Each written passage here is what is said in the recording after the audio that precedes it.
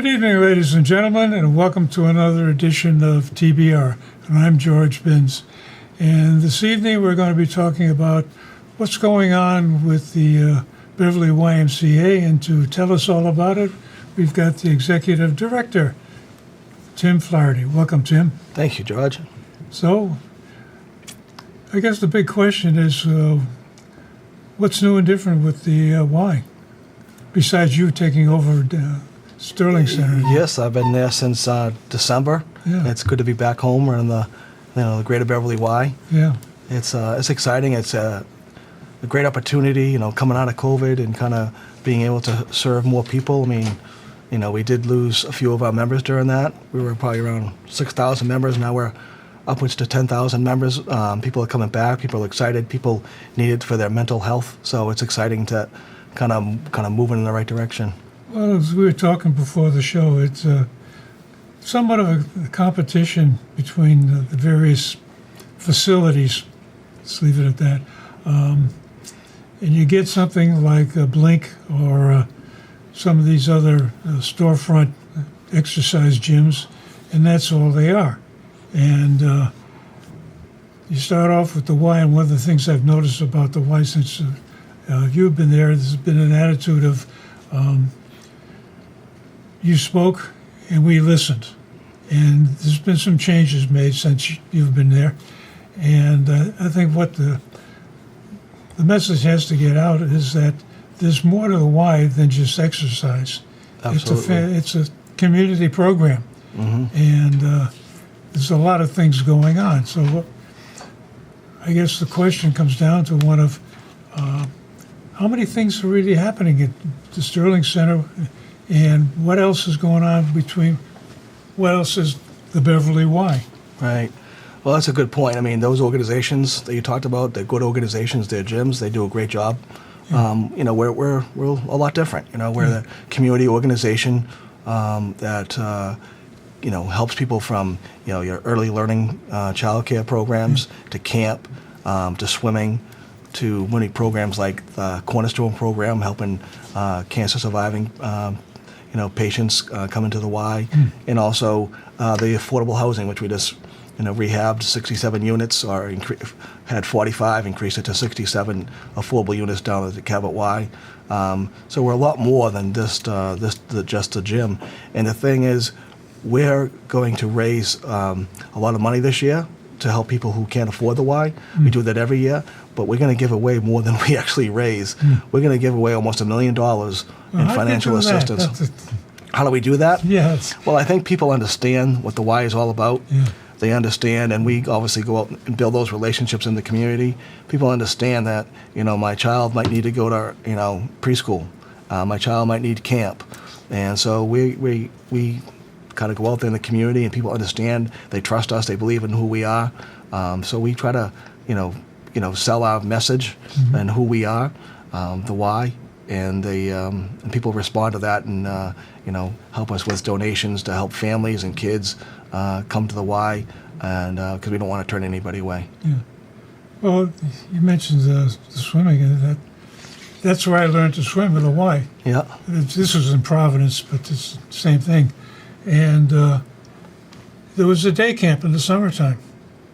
And that's what I learned the Y is. It's the summer camp, and it's teach the kids to swim. Right. And I noticed one of the brochures you've got up on the second floor. It's not just a pool, it's a liquid gym. Right, yep. That's kind of cute. Yeah. But I mean, it gets the message across that there's more to the Y than just going there and splashing for a couple hours or something else.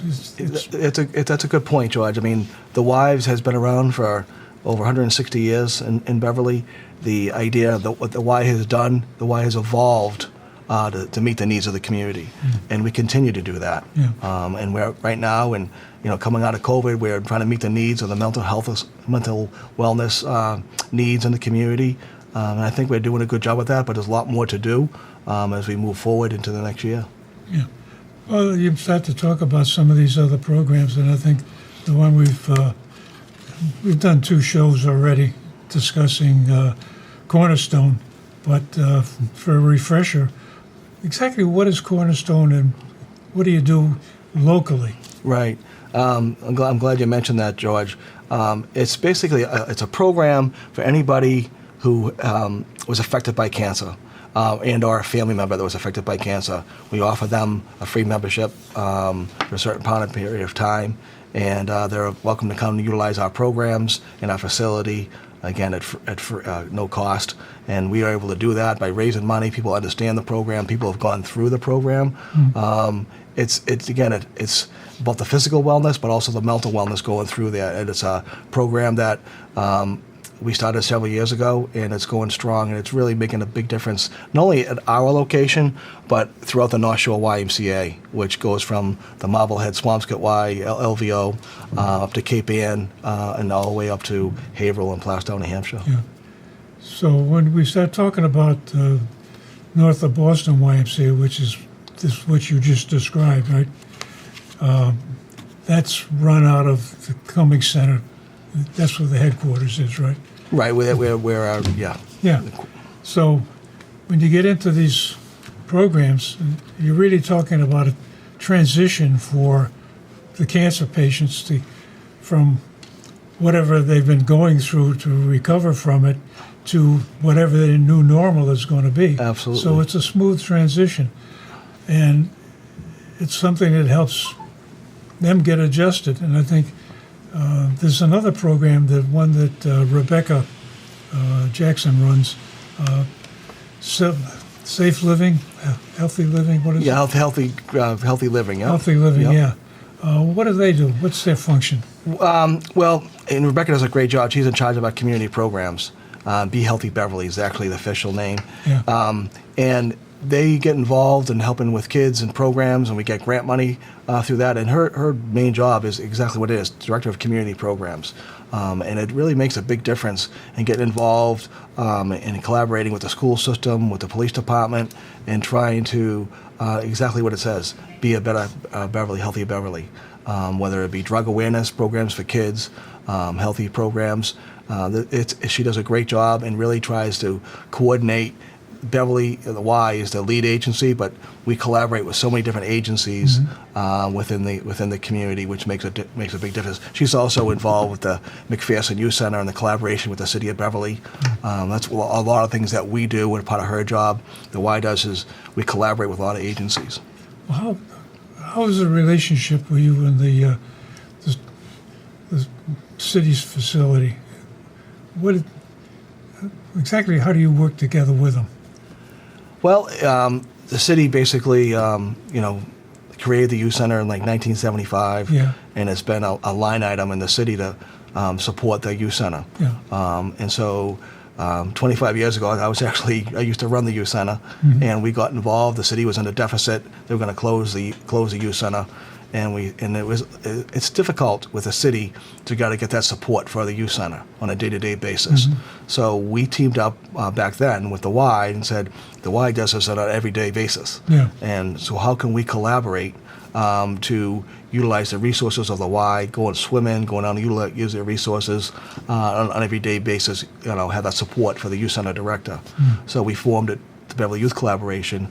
So the Y and the city have a joint board called the Beverly Youth Collaboration Board, and we collaborate together to provide a great service for the youth of Beverly.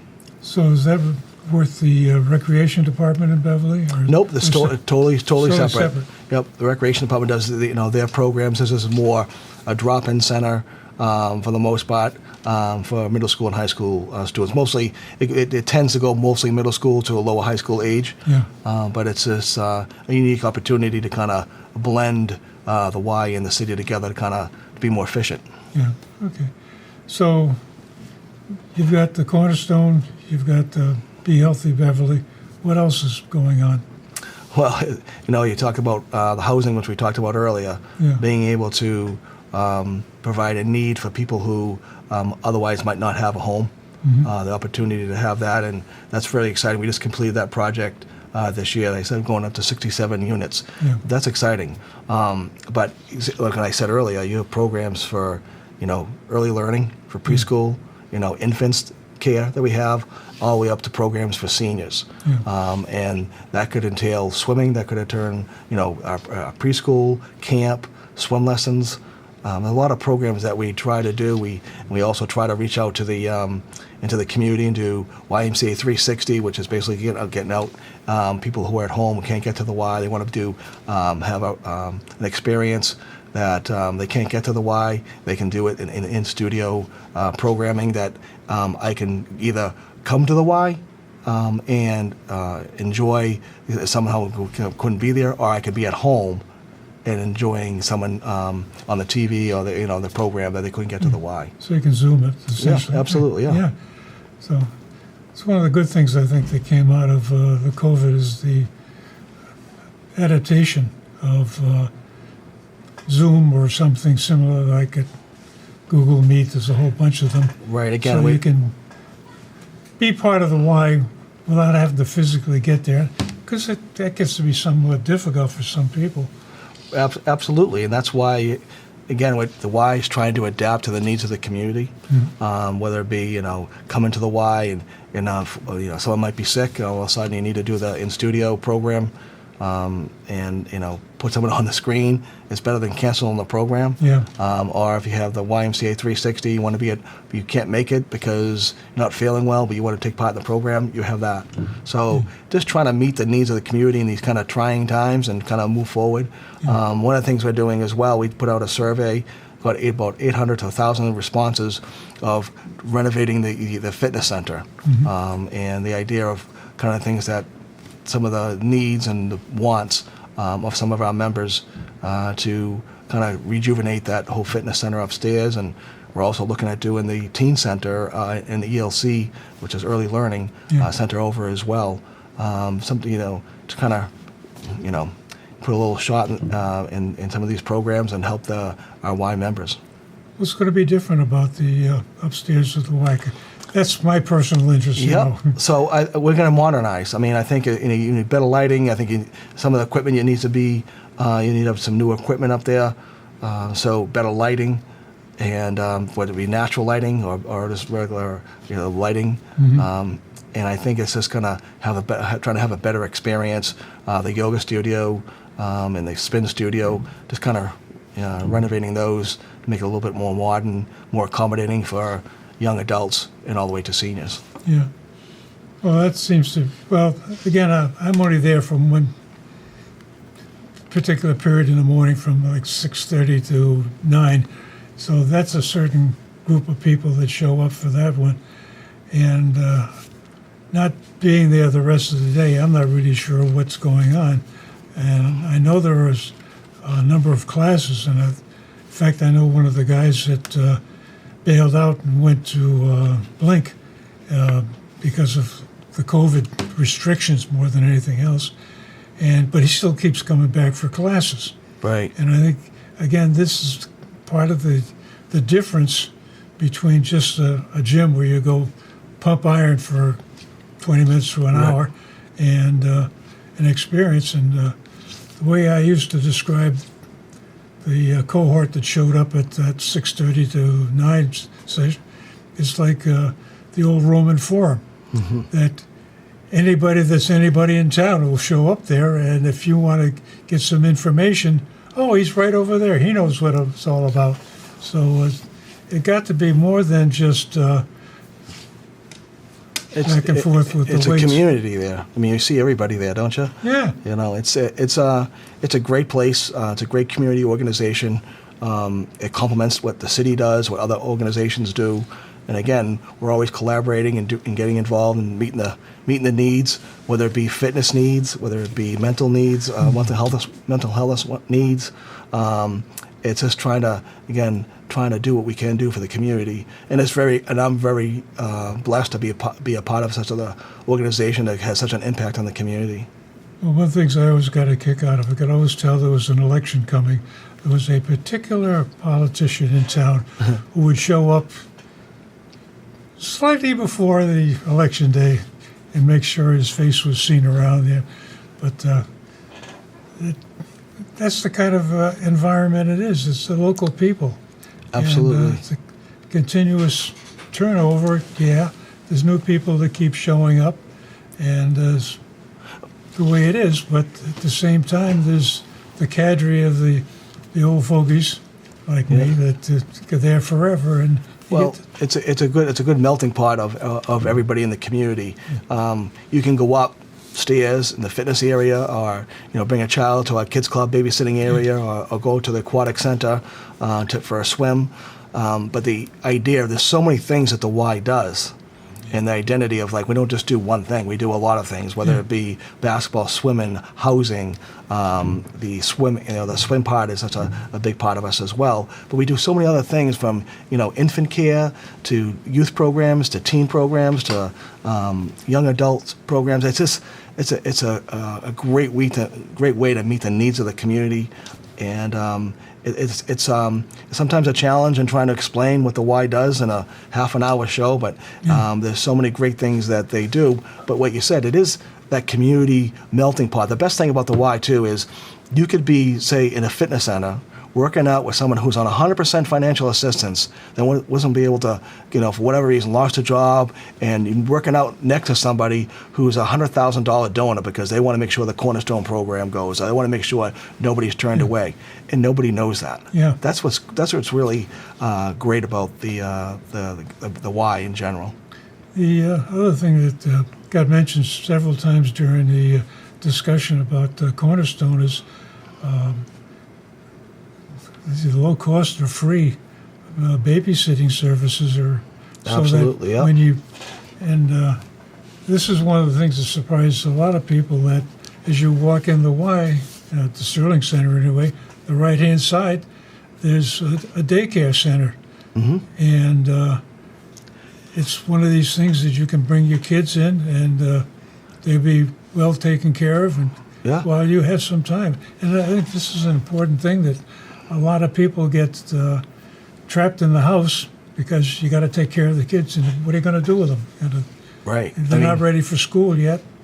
Right. Oh, absolutely. I mean, you mentioned the Cornerstone program. They can go part of the kids club. They could be part of the early learning center, camp, all this for free. And the idea of trying to a regular person like yourself going down there, but we see a lot of grandparents coming down there, and they want to go for a workout, but they bring their grandson or granddaughter in there, and they go play basketball. They do something different within the community. They're at camp.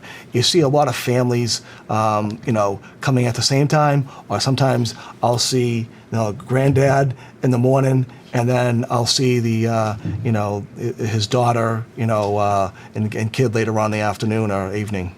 It's one of the criticism that Saturday morning is mostly kids programs. Yep, it's a big day for kids programs. Big day for the kids, and the parents bring the kids and they park the car. Then the grandparents come and park their car. Where am I going to park? Yeah. So I think that's... Well, the good thing is there is plenty of parking there. It's just to walk a little bit. Maybe not always in the front row. Yeah. But we do go work out. It's at the fitness center, so an extra line. Well, that's part of the fitness program. Geez, you are clever. That part's free. The good thing about talking about the parking, we just got the lines all redone out front, and we're going to be putting landscaping in the next week or two with nice flowers, and we're working with National Grid actually to provide better lighting. We're actually putting more lights in there, better lighting for safety reasons, and it's going to cost us less money. Oh, that's a good thing. Yeah, went all around. Yeah. And you also filled the potholes, I noticed, too. What's that? You filled the potholes in the... Yeah, we filled all the potholes. It's all about taking care of your facility, taking care of your members, and you want that when they're driving into that parking lot, they have clearly defined lines of where they're going, and making sure there's no potholes and the place looks good. Yeah, and I think this is one of the things that people don't recognize, that with any facility that's been there as long as that one is, it's been, 20, 30 years now? More than that, yeah. Yeah, and it takes a constant effort to maintain it. It's all in the details. Yeah, and I think the other part of the question is what else you're going to do that's new and different. Well, like I mentioned, the renovation part of trying to kind of take care of what we have, and trying to again, try to meet the needs of the community, whether it be different programs we're trying to meet. Next year at this time could be, talking to new initiatives. We're always trying to do programs with the school department. We work closely with the school department. Our after-school program is in all the schools, helping families out who need that child care, whether it be for elementary or in the middle school. People rely on us for those things. So I think we're just going to renovate, again, our facilities that we have, take care of what we have, and maintain what we have, and then look towards the future and try to meet the needs. Yeah. Well, I think that's another important point that you're making, is that a lot of families are dual income because Mama and Papa are both working. Right. And yeah, it's great when the kids are in school, but what do you do with them after school? Yeah, some jobs are convenient. They got mother's hours so that you can drop the kids off at school and pick them up after school. And Right. but you have a facility available where there's a place for them to go. Absolutely. Now, how do they get there from school to the Y? Well, what they do, the after-school programs, they're already at the schools. So we have our staff that are already at, say it's North Beverly Elementary School. Our staff will go to the elementary school and run a program after school till like 6 o'clock. So if mom and dad can't get there till 6, the Y will take care of them and then have those programs available for them. I mentioned staff. I think everybody's struggling with staff. Yeah. But the Y is a great place to work. We're trying to meet the needs of some of the staffing needs and the changing needs. But get a free Y membership. There's a lot of great programs that people can do, especially for the summertime. We're looking for summer camp staff, whether it be, college kids coming home, or teachers in the community. A good variety of people, but it's a good place to work, and so we are looking for staff always. Yeah, I noticed the signs are up all around the Y of we're hiring, and you got your little emblem. Just pick that up on your cell phone. If you want to come work for the summertime and be a camp counselor, make some decent money, you can make up to $5,000 for the summertime. It's not a bad job if you're looking.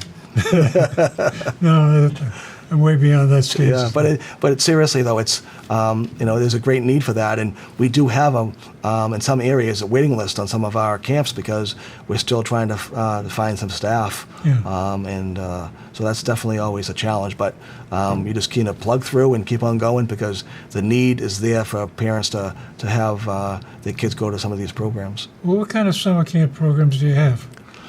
Well, we do a lot of programs. For example, our main program is the Sterling Woods. It's a big camp. We have 300 kids go through there on a daily basis. What do they do there? They go games, arts and crafts, basketball, archery, all kind of the traditional summer camp activities that they do, and they also learn how to swim there as well. It's very fortunate to have the indoor pool and outdoor pool. So it's a great avenue. A lot of people probably don't even know that we have a camp behind the Sterling Center. Yeah. Have that, we have I think it's like 40 acres back there that we have the campsite at. So it's a great program. We do a lot of sports programs too, some of basketball league. So there's a lot of variety of programs that we try to do. And if we don't do it, we'll collaborate with someone who does do it. Who would you collaborate with? It could be anybody. It could be Montserrat College. It could be the school system. It could be anybody in town that has another agency that we want to work with. We're always working with other agencies, whether it be Pathways utilizing our pool or other nonprofits. What's Pathways? Pathways is a program for preschool kids, kind of similar to us, but they don't have the facilities that we're able to provide for our kids. So they maybe want to come over to the Y and utilize it. They bus their kids over. Yeah, because that's just as an example. Yeah. Yeah. So the Y is expanding. Your membership is up. Any other residual problems from COVID that you're still working on? Well, I think the whole idea of the physical, mental health wellness is something that I don't think we didn't have before. We always had it, but since this, a lot of these kids have been dealing with There's a situation that happened in Texas the other day. Oh, yeah. You know, tragic. But the whole idea of kids and adults, it's not just the physical wellness, it's the mental wellness that we're trying to work with, you know, the agencies in town and being able to kind of meet those needs to try to, you know, create a healthy environment because, you know, the Y and other agencies in town getting out there and being involved is really important. When you say you're working on mental health, do you actually have counselors who are trained in mental health? Well, we have, like, when I talk Rebecca Jackson that gets involved in some of the programs with Be Healthy Beverly. Yeah. So we do work with programs that specify and are educated with mental health.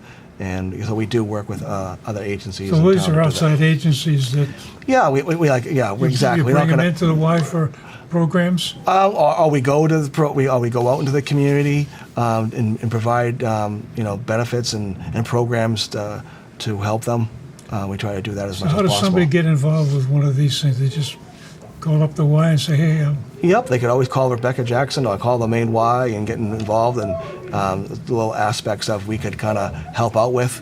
Again, whether it be the youth center, whether it be Be Healthy Beverly, or programs like summer camp or swimming, you know, outside of that piece. But it's just kind of something that we need to, we're constantly, even our own staff, are getting trained in the mental health wellness part because that's a big part. It's not just the physical part. yeah.